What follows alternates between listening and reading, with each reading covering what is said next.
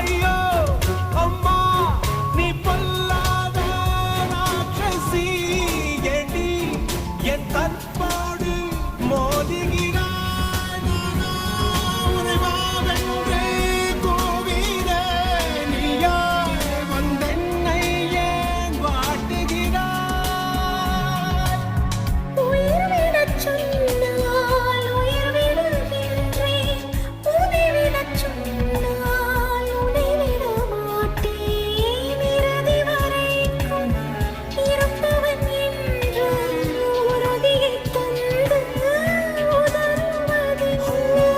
தவித்தது போதும் தனிமையில் என்னை இருக்க விடு என்னை இருக்க விடு இருக்க விடு அன்பே இருக்க விடு